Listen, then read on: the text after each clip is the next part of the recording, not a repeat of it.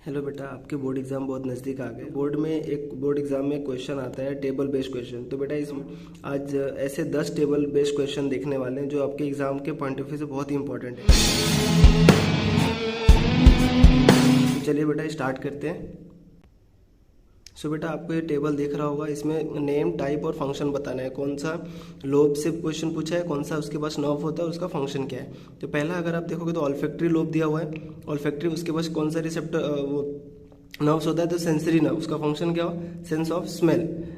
दूसरा अगर आप देखोगे एब्डसेंस, एब्डसेंस कौन सा नर्व है बेटा, मोटर नर्व आपको दिया हुआ, आपको बताना उसका फंक्शन। तो उसका फंक्शन होता है मूवमेंट ऑफ आई। उसका फंक्शन क्या होता है, अगर हम फंक्शन देखें,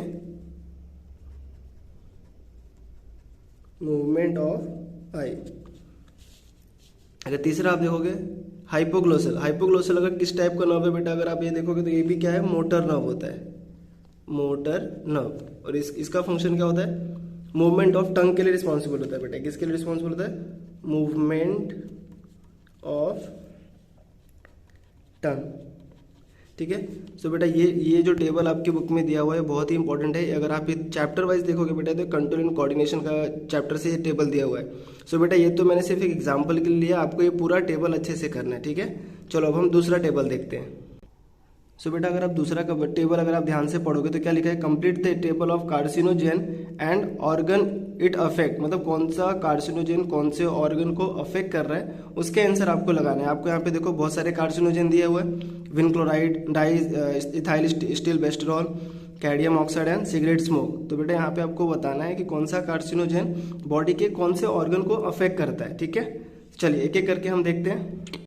बेटा इसमें अगर आप पहला देखोगे तो पहला जो है विनक्लोराइड, ये आपके कौन से ऑर्गन को अफेक्ट करता है। बेटा ये आपके लीवर को अफेक्ट करता है। किसको अफेक्ट करता है, लीवर। दूसरा अगर आप देखोगे इथाइल स्टिलबेस्टेरॉल, तो बेटा ये आपके वजाइना, कौन से पार्ट को अफेक्ट करेगा, वजाइना। तीसरा अगर आप देखो कैडमियम ऑक्साइड, तो कैडमियम ऑक्साइड बेटा ये हमारे प्रोस्टेट ग्लैंड को अफेक्ट करता है। किसको अफेक्ट करता है, prostate gland. And last one आपको दिख रहा होगा बेटा सिगरेट स्मोक। तो बेटा ये तो सब बहुत ही कॉमन है, सिगरेट पीना हमारे किसके लिए हार्मफुल होता है, लंग्स के लिए। तो यहाँ पे आंसर क्या आएगा, लंग्स। बेटा ये आपको जो टेबल दिया हुआ है ये आपके हेल्थ एंड डिजीज चैप्टर से दिया हुआ है। ठीक है, तो यहाँ पे फिर से एक बार रिवाइज कर लो। विनक्लोराइड किसको अफेक्ट कर रहा है, लीवर को अफेक्ट कर रहा है। डाईइथाइल स्टिलबेस्टेरॉल वजाइना को अफेक्ट कर रहा है। Cadmium oxide prostate gland and cigarette smoke lungs को अफेक्ट कर रहा है। ठीक है, तो ये हो गया बेटा दो टेबल। अभी चलो हम तीसरा टेबल देखते हैं। बेटा अगर आप तीसरा टेबल देखोगे तो इसमें क्वेश्चन क्या पूछा है, complete the table of antibiotic producing microbes. तो बेटा ये क्वेश्चन अगर आप ध्यान से देखोगे तो आप कहाँ से क्वेश्चन पूछा, इनहांसमेंट ऑफ वुड प्रोडक्शन। ठीक है, यहाँ पे आपको माइक्रोबियल सोर्स दिया है और एंटीबायोटिक बताने, और कुछ में एंटीबायोटिक दिया है और उसके माइक्रोबियल सोर्स बताने। तो सबसे पहला अगर आपको दिख रहा है पेनिसिलियम क्राइसोजेनम, तो बेटा ये किसका कौन सा एंटीबायोटिक होता है, तो इसका सीधा आंसर आएगा बेटा पेनिसिलिन। तो बेटा इसका आंसर क्या हो गया, पेनिसिलिन। उसके बाद हम लोग देखते हैं इरिथ्रोमाइसिन। इरिथ्रोमाइसिन का क्या होता है माइक्रोबियल सोर्स, स्ट्रेप्टोमाइसिस इरिथ्रस। तो बेटा दूसरा हो गया इरिथ्रोमाइसिस इरिथ्रस। तीसरा आपको दिया हुआ है स्ट्रेप्टोमाइसिन ग्रीसियस। तो बेटा स्ट्रेप्टोमाइसिन ग्रीसियस कौन सी एंटीबायोटिक का माइक्रोबियल सोर्स है, तो बेटा ये स्ट्रेप्टोमाइसिन का माइक्रोबियल सोर्स है। किसका है, स्ट्रेप्टोमाइसिन। एंड लास्ट वन अगर आप देखोगे तो क्या दिया हुआ, ऑक्सीटेट्रासाइक्लिन। तो बेटा ऑक्सीटेट्रासाइक्लिन किसका माइक्रोबियल सोर्स क्या होता है, स्ट्रेप्टोमाइसिस ऑरिफिकेन। ठीक है, तो बेटा अगर ये आप टेबल देखेंगे तो पहला क्या है, पेनिसिलियम क्राइसोजेनम, इसका कौन सा एंटीबायोटिक बनाता है, पेनिसिलिन। फिर दूसरा आपको क्वेश्चन क्या था, एंटीबायोटिक इरिथ्रोमाइसिन, उसका सोर्स क्या है, स्ट्रेप्टोमाइसिस इरिथ्रस। तीसरा माइक्रोबियल सोर्स दिया हुआ है आपको स्ट्रेप्टोमाइसिस ग्रीसियस, तो कौन सा एंटीबायोटिक है, स्ट्रेप्टोमाइसिन। ठीक है, अब चौथा दिया है आपको ऑक्सीटेट्रासाइक्लिन। तो बेटा ऑक्सीटेट्रासाइक्लिन का माइक्रोबियल सोर्स क्या होता है, स्ट्रेप्टोमाइसिस ऑरिफिकेन। ठीक है, तो बेटा ये तीन टेबल हो गया। अभी चलो हम चौथा टेबल देखते हैं। बेटा अगर आप चौथा टेबल देखोगे तो ये कहाँ से पूछा है, आपके बायोटेक्नोलॉजी से पूछा है। Complete the table of human protein produce by rDNA technology to treat disorder. मतलब बेटा रिकम्बिनेंट डीएनए टेक्नोलॉजी से कौन से प्रोटीन बनाते हैं, कौन से प्रोटीन है जो कौन से डिसऑर्डर में यूज हो रहे हैं। बेटा पहला अगर आप देखोगे तो क्या लिखा हुआ है, अल्फा एंटीट्रिप्सिन। तो बेटा ये किसके लिए होता है, M5 सेमाई।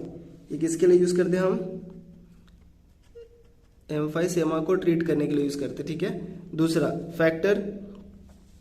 फैक्टर 9 दिया हुआ बेटा, तो फैक्टर 9 किसके लिए यूज करते हैं? हीमोफीलिया, किसके लिए यूज करते हैं? हीमोफीलिया को ट्रीट करने के लिए, ठीक है। इरिथ्रोपोइटिन, बताइए इरिथ्रोपोइटिन क्या होता है? एनीमिया को ट्रीट करने के लिए यूज करते हैं। लास्ट में बेटा इंसुलिन, ये सबको पता है, इंसुलिन कौन सी बीमारी को ट्रीट करने मैनेजमेंट करने के लिए यूज करते हैं? That is diabetes. तो इसका आंसर क्या आएगा? डायबिटीज। ठीक, चैप्टर से दिया हुआ है, बायोटेक्नोलॉजी से बहुत ही इंपॉर्टेंट है, जहाँ पे आपको रिकम्बिनेंट प्रोटीन और डिसऑर्डर बताने हैं, और ऐसा भी हो सकता है कि आपको डिसऑर्डर देके रिकम्बिनेंट प्रोटीन भी पूछ सकता है। तो बेटा जो भी टेबल हम डिस्कस कर रहे हैं उसको आपको बुक में इस पूरे कंप्लीट टेबल को अच्छे से करना है, ठीक है। चलो अभी नेक्स्ट टेबल देखते हैं। बेटा अगर आप नेक्स्ट टेबल देखोगे तो इसमें क्या पूछा है? Complete the table of organ and their origin. Organ दिया हुआ है बेटा और आपको उसकी ओरिजिन बताना है, मतलब फेट ऑफ ओरिजिन। ये कहाँ से क्वेश्चन है? अगर आप देखोगे तो ये क्वेश्चन है बेटा ह्यूमन रिप्रोडक्शन से, ठीक है। तो यहाँ पे आपको ऑर्गन्स दिया हुआ है, आपको ओरिजिन बताना है। तो रेटिना की ओरिजिन क्या है, किडनी की ओरिजिन क्या है, लंग्स की ओरिजिन क्या है और हार्ट की ओरिजिन क्या है, ठीक है। सो बेटा पहला अगर आप देखोगे तो रेटिना की ओरिजिन क्या होती है? एक्टोडर्मल। क्या होती है? एक्टोडर्मल। और हम किडनी की ओरिजिन की बात करें बेटा तो किडनी की ओरिजिन होता है मीजोडर्मल, ठीक है। लंग्स की ओरिजिन क्या होती है बेटा? ये होता है एंडोडर्मल। और हार्ट की ओरिजिन क्या होती है? मीजोडर्मल, ठीक है। उसको लिख लेते हैं बेटा। ये जो हमने अभी देखा ऑर्गन और ओरिजिन वाला टेबल, ये बेटा आपको बुक में आपकी बुक में टेबल फॉर्म में नहीं दिया हुआ है, बहुत सारे ऑर्गन के ओरिजिन एक साथ मिक्स करके दिए, तो वो आपको वहां से उठा के ऐसा टेबल भी बना के पूछ सकता है, ठीक है। तो हमको सारी सिचुएशन के लिए अपने आप को प्रिपेयर करके रखना है, ठीक है। चलो बेटा अब हम नेक्स्ट टेबल देखते हैं। बेटा अगर आप नेक्स्ट टेबल देखोगे तो ये क्या लिखा हुआ है? Complete the table of the method of birth control with its example. मतलब बेटा आपको यहाँ पे मेथड ऑफ बर्थ कंट्रोल दिए हैं, आपको इसमें एग्जाम्पल बताने हैं, ठीक है। तो ये भी देखो बेटा टेबल आपकी बुक में नहीं है, आपके मेमोरी बेस्ड क्वेश्चन पूछा है, आपको यहाँ पे अपना दिमाग लगाना है। तो सबसे पहला बेटा क्या आएगा? Barrier method. बैरियर मेथड में अगर आप देखोगे तो बेटा क्या यूज करते हैं हम? डायफ्रागम, कॉन्डोम वगैरह यूज करते हैं। दूसरा केमिकल मेथड, यहाँ पे अगर आप देखोगे तो क्या यूज करते हैं बेटा? स्पर्मिसाइड्स। सर्जिकल मेथड आप सबको पता होगा, tubectomy and vasectomy. Physiological method में अगर आप देखोगे बेटा तो वहां पे क्या आएगा? ओरल पिल्स, ठीक है। चलो लिख लेते हैं इसको हम। सो बेटा ये हो गया आपका, देखो मेथड ऑफ बर्थ कंट्रोल और उसका एग्जाम्पल, ठीक है। Barrier method, condom, chemical method, spermicide, surgical method, tubectomy and physiological method, oral pills, ठीक है। तो बेटा ये देखो आपको एग्जाम बुक में टेबल नहीं है, तो ऐसे आपको दूसरे भी चैप्टर से ऐसे क्वेश्चंस बना के पूछे जा सकते हैं, ठीक है। चलिए नेक्स्ट टेबल देखते हैं। बेटा अगर आप नेक्स्ट टेबल देखोगे तो इसमें क्या पूछा है? Complete the table of a disease with vector species. मतलब कौन सा डिजीज है, यहाँ पे डिजीज दिया हुआ और आपको उसके वेक्टर्स बताने, ठीक है। तो बेटा सबसे पहले यहाँ पे दिया मलेरिया, तो मलेरिया का क्या होता है बेटा? House fly. दूसरा टाइफाइड देखे बेटा तो टाइफाइड का वेक्टर क्या होता है? एडीज। डेंगू का अगर आप देखोगे तो डेंगू का क्या होता है बेटा बताओ? हाँ तो बेटा डेंगू का क्या होता है? डेंगू का होता है एनाफिलेज। और यहाँ पे बेटा लास्ट में दिया हुआ है क्यूलेक्स, यहाँ पे एक आपको वेक्टर दिया हुआ है, आपको वहाँ उसका डिजीज बताना है, डिसऑर्डर मतलब हाँ डिजीज कौन सा कॉज कर रहा है, तो यहाँ पे आएगा फिलेरिया, ठीक है। सो मलेरिया का हो गया हाउस फ्लाई, टाइफाइड का एडीज, डेंगू का एनाफिलेज, क्यूलेक्स इसका हो गया बेटा फिलेरिया, ठीक है। तो ये बेटा इसके आंसर्स, ठीक है। Malaria, house fly, typhoid, Aedes, dengue, Anopheles and filaria, Culex, ठीक है। ये बेटा आपको ह्यूमन हेल्थ एंड डिजीज से पूछा हुआ है, ठीक है। चलिए नेक्स्ट टेबल देखते हैं हम। बेटा अगर आप नेक्स्ट टेबल देखोगे, ये टेबल बहुत ही इंपॉर्टेंट है, ये आपको पार्शियल प्रेशर से क्वेश्चन पूछा हुआ है। मतलब चैप्टर वाइज अगर आप देखोगे तो कहाँ से पूछा है? ये चैप्टर आपको सर्कुलेशन और रेस्पिरेशन से पूछा हुआ है। Partial pressure of gases, areolar air में कितना होगा, पल्मोनरी कैपिलरी में कितना होगा, ठीक है। So partial pressure of oxygen और पार्शियल प्रेशर ऑफ CO2 आपको बताना है, ठीक है। सो बेटा यहाँ पे अगर आप देखोगे तो partial pressure of O2 areolar air में कितना होता है? तो 104 कितना होता है? 104। और पल्मोनरी कैपिलरी में कितना होता है बेटा? 40 होता है, 40 mmHg। तो अगर आप वही सेम एज इट इज आप पार्शियल प्रेशर ऑफ CO2 देखोगे तो एरियोलर एयर में कितना होगा? 45 और पल्मोनरी कैपिलरी में कितना होगा? 40 होगा, ठीक है। चलिए उसको लिख लेते हैं अभी। तो बेटा फिर से एक बार ध्यान देंगे इस पे हम। Partial pressure of oxygen areolar air में कितना है? 104 एंड पल्मोनरी कैपिलरी में कितनी है? 40 mmHg, ठीक है। Partial pressure of CO2 alveolar air में कितना होगा? 40 और पल्मोनरी कैपिलरी में कितना होगा? 45 mmHg, ठीक है। सो बेटा ये क्वेश्चन कहाँ से? रेस्पिरेशन एंड सर्कुलेशन से दिया हुआ है। चलो बेटा अब नवा टेबल देखते हैं हम। बेटा ये टेबल अगर आप देखो, complete the table of receptor and their location, यहाँ पे बेटा आपको रिसेप्टर दिया हुआ है और उसके आपको लोकेशन बताने, ठीक है। चलिए सो बेटा पहला अगर आप देखोगे तो प्रोपियो रिसेप्टर कहाँ पे प्रेजेंट होता है, तो बेटा प्रोपियो रिसेप्टर जो होता है वो हमारे जॉइंट्स और मसल्स में प्रेजेंट होता है, ठीक है। दूसरा आप देख रहे हैं एंटेरो रिसेप्टर, तो बेटा एंटेरो रिसेप्टर कहाँ प्रेजेंट होता है, ये हमारे इंटरनल ऑर्गन्स में प्रेजेंट होते हैं। तीसरा आपको दिया हुआ है रेटिना ऑफ आई, तो रेटिना में कौन सा रिसेप्टर होता है, बेटा रेटिना में हमारे फोटो रिसेप्टर प्रेजेंट होते हैं, कौन से, फोटो रिसेप्टर। उसके बाद अगर हम देखें तो क्या पूछा है, टेस्ट बर्ड ऑफ टंग, तो बेटा टेस्ट बर्ड में कौन सा रिसेप्टर होता है, गस्टैटो रिसेप्टर, ठीक है। चलिए इसको भी लिख लेते हैं।